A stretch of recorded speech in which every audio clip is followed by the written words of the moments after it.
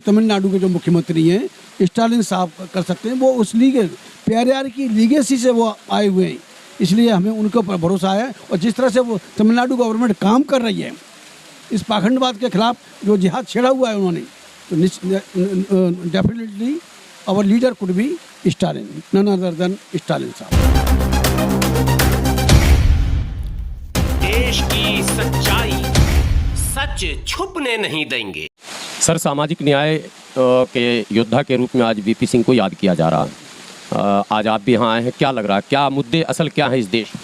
देखिए, वीपी सिंह साहब ने सामाजिक न्याय की बात की, जो भारत के संविधान के प्रेम्बल में है, जस्टिस, सोशल जस्टिस का उसमें है। लेकिन वीपी सिंह साहब ने सामाजिक न्याय की बात उठाई, लेकिन ये स्पष्ट नहीं किया कि सामाजिक अन्याय करने वाले कौन लोग हैं। अगर उन्होंने सामाजिक अन्याय करने वालों लोगों की तरफ उंगली उठाई होती तो निश्चित तौर पर सामाजिक न्याय कायम होता है इस देश में। आज तक कायम नहीं हुआ, वीपी सिंह के टाइम पर नहीं हुआ, वीपी सिंह के जाने के बाद नहीं हुआ।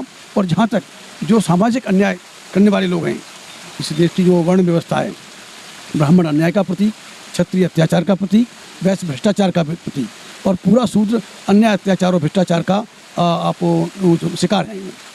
तो ये जब कंसेप्शन क्लियर नहीं है, चाहे वीपी सिंह हो चाहे कोई XYZ हो, कंसेप्शन क्लियर नहीं है। अगर आपने मलेरिया को आपको ख़त्म करना है तो आपको बताना पड़ेगा कि मलेरिया को पैदा करने वाला मच्छर है, और मच्छर को ख़त्म किए बगैर, मच्छर को नपुंसक बनाए बगैर मलेरिया का इलाज नहीं हो सकता। तो वीपी सिंह स्वयं क्षत्रिय समाज से आते थे हैं। और जो जहाँ तक मंडल कमीशन की बात है, मंडल कमीशन लागू किया, उनको क्रेडिट जाता है। वीपी सिंह साहब ने अपने मैनिफेस्टो में लिखा था कि अगर हम सत्ता में आए तो हम मंडल कमीशन लागू करेंगे। लेकिन सत्ता में आने के 11 महीने तक उन्होंने मंडल कमीशन लागू नहीं किया, मंडल कमीशन के ऊपर चर्चा नहीं की पार्लियामेंट में। उसके बाद में कांशीराम साहब ने पूरा देश में वॉल राइटिंग करवाया, मंडल कमीशन लागू करो वरना कुर्सी खाली करो, मंडल कमीशन लागू करो वरना कुर्सी। उसके बाद भी उनके कान पर जूं लगी। उसी बीच में चौधरी देवीलाल को डिप्टी प्राइम मिनिस्टरशिप से हटाया गया था, जो ओबीसी के थे, जाट समाज थे। जब उनको डिप्टी प्राइम मिनिस्टरशिप से हटा दिया गया तो उन्होंने दिल्ली के अंदर ये बोट क्लब पर पूरा बोट क्लब भर दिया, बहुत बड़ी करोड़ों लोगों की उन्होंने रैली की। उस रैली से घबराने के बाद तुरंत वीपी सिंह ने मंडल कमीशन की लागू करने की घोषणा की। उस जो देवीलाल जी थे, उनकी रैली को निष्क्रिय बनाने के लिए। आपका कहना है कि SC और OBC के दबाव में वीपी सिंह ने ये काम किया? यस। इसका श्रेय देवीलाल, कांशीराम, लालू यादव, इस नेताओं को? देखिए, डेफिनेटली कांशीराम को, उन्होंने एक मूवमेंट चलाया, लंबे समय तक मूवमेंट चलाया, मंडल कमीशन लागू करो वरना कुर्सी खाली करो। और उसके बाद में ये जो रैली थी उनकी, जो लैंडमार्क रैली थी, मैं नहीं समझता इतनी बड़ी रैली भारत में कहीं हुई होगी, मैं उसका आई विटनेस था। उस रैली से मैं समझता हूँ कि 1 करोड़ लोग से ऊपर रहे होंगे। पूरा ये भर गया था, जो पूरा आप देख रहे हैं जो बोट क्लब था, पूरा लास्ट तक भर गया था।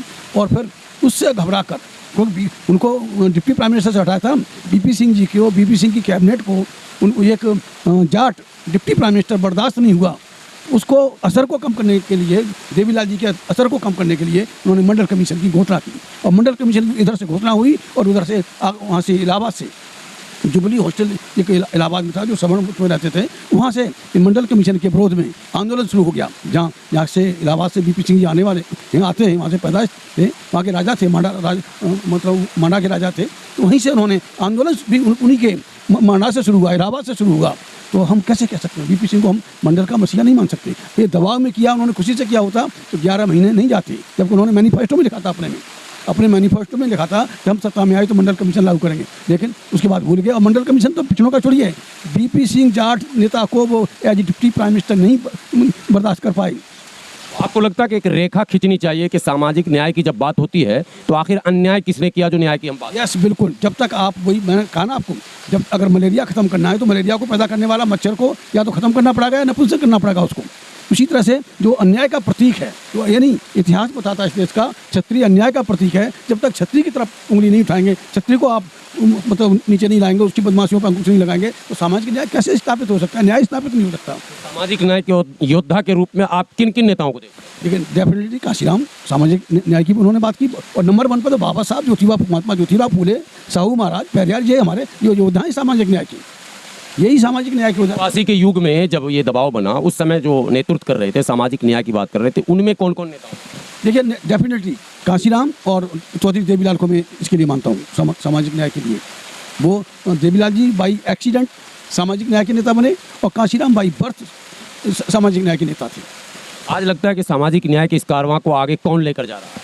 देखिए, मुझे नहीं समझता कोई नहीं। जब सामाजिक न्याय की परिभाषा ही नहीं आपने डेफेक्ट की, सामाजिक अन्यायियों को, समाज में अन्याय करने वालों को जब तक आपने उसको पिन पॉइंट नहीं किया, तो कैसे सामाजिक न्याय कैसे करेंगे? कौन कर रहा है? ये तो देश हिंदू राष्ट्र की तरफ बढ़ रहा है। अभी जो यूनिफॉर्म सिविल कोड ये ला रहे हैं, लाएंगे, जब बदमाश लोग लेके आएंगे यूनिफॉर्म सिविल कोड का मतलब ही, लाने का मतलब ये है कि देश में हिंदू राष्ट्र को कायम करना। तो यहाँ जब हिंदू राष्ट्र कायम होगा तो सामाजिक अन्याय की बात भूल जाइए, सामाजिक न्याय की बात भूल जाइए। अन्याय के अलावा इस देश में और कुछ नहीं होगा। ऐसे में कौन सा रास्ता आप लोग चुनना चाहते हैं? ऐसे में इस गवर्नमेंट को डिसलॉज करने के लिए, मोदी गवर्नमेंट को ख़त्म करने के लिए, हमेशा मिला के RSS की गवर्नमेंट को ख़त्म करने के लिए सड़कों पर उतरना पड़ेगा और एक फार्मूले के साथ EVM हटाओ, मोदी हटाओ, देश बचाओ। ये जो गठबंधन अभी हुआ है 15 दलों का, ये मैंने सही रास्ता नहीं है। मैं नहीं समझता कि ये गठबंधन कामयाब होगा, कि सबके इरादे अलग हैं, सबके काम अलग हैं, सबकी मंशा अलग अलग होने की वजह से आज तक कोई गठबंधन नहीं कामयाब होगा। सत्ता में आने के बाद में गठबंधन जो बने या कुछ चले जाए NDA तो उनका अलग मामला है, लेकिन जहाँ तक दस्तों पिछड़ों की बात है, आज तक मैं नहीं समझता कोई गठबंधन कामयाब हुआ। देश में मुख्य लड़ाई आपकी नज़र में क्या है? वैचारिक लड़ाई है या सत्ता की लड़ाई? नहीं, लड़ाई तो वैचारिक की है। वैचारिक की लड़ाई है कि जो इस देश में जो असली लड़ाई है, सवर्ण हिंदू बनाम शेष भारत है। असली लड़ाई सवर्ण हिंदू बनाम शेष भारत है। ये न पार्टी की लड़ाई है, न कल्चरल की लड़ाई है, न सत्ता की लड़ाई है। इस देश में लड़ाई सवर्ण हिंदू बनाम शेष भारत, जिसको काशीराम ने 1585 का और बाद में जो नारा लगा 10 और 90 का नारा लगा, वही असल लड़ाई है। उस लड़ाई को जो लड़ेगा हम उसके साथ हैं। आपको लग रहा है कि नीतीश कुमार 10-90 की लड़ाई लड़ रहे हैं क्योंकि उनके गुरु थे जगदीप बाबू? देखिए, नीतीश कुमार जी ने जो एक क्या काम किया कि जी कृष्णैया साहब DM थे और उसको मारने वाला आनंद मोहन सिंह, ठाकुर आनंद मोहन सिंह, उसको अभी उन्होंने जेल से निकाला है। तो कैसे नीतीश कुमार कैसे सामाजिक न्याय की लड़ाई लड़ेंगे? और लालू यादव के जो बेटे ने, उस आनंद मोहन सिंह के बेटे को टिकट देके वहाँ MLA बनाया है। ये तो दलित विरोधी लोग हैं। चाहे नीतीश काम तो मायावती भी कर चुकी हैं, वो भी सवर्णों को आगे। मायावती तो वो तो एक महिला के नाम पर भी कलंक है, मैं उसको डिसोन करता हूँ। वो तो एक महिला के नाम पर भी कलंक है, तो बाकी दलित और उसका बात। फिर ऐसे में कौन सा रास्ता होती है? वही बनेगा। देखिए, 1585 की लड़ाई को मजबूत करना पड़ेगा। 1585 सवर्ण हिंदू बनाम शेष भारत की लड़ाई। नेतृत्व कौन करेगा? 1585 का नेतृत्व कौन करेगा? 85 का, 15 का तो पता है, 85 का नेता कौन होगा?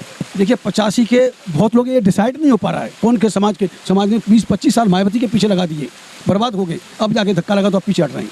तो किसको हम बताएं? क्या हम अभी भी कई नेता हैं, बामन मेश्राम हैं, चंद्रशेखर हैं, हर राज्य में कोई ना कोई नेता है। देखिए, वो तो बामन मेश्राम तो व्यापारी हैं और दूसरा यही तो सवाल पैदा होता, फिर यही तो सवाल पैदा होता है। ऐसे में फिर किस पर भरोसा किया? देखिए, आगे देखिएगा क्या निकलता है। हम तो उस लड़ाई में निकले हुए हैं। कहाँ तक समाज एक्सेप्ट करता है नहीं करता है वो आगे की बात है।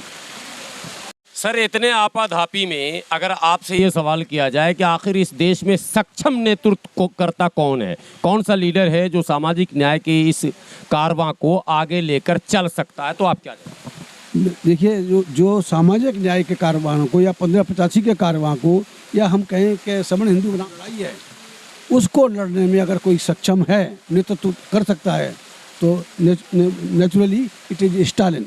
तमिलनाडु के जो मुख्यमंत्री हैं, स्टालिन साहब कर सकते हैं। वो उस पेरियार की लीगेसी से वो आए हुए हैं, इसलिए हमें उनके ऊपर भरोसा है। और जिस तरह से वो तमिलनाडु गवर्नमेंट काम कर रही है इस पाखंडवाद के खिलाफ, जो जिहाद छेड़ा हुआ है उन्होंने, तो definitely our leader could be Stalin, none other than Stalin साहब। माना क्षमता पूरी है उनके?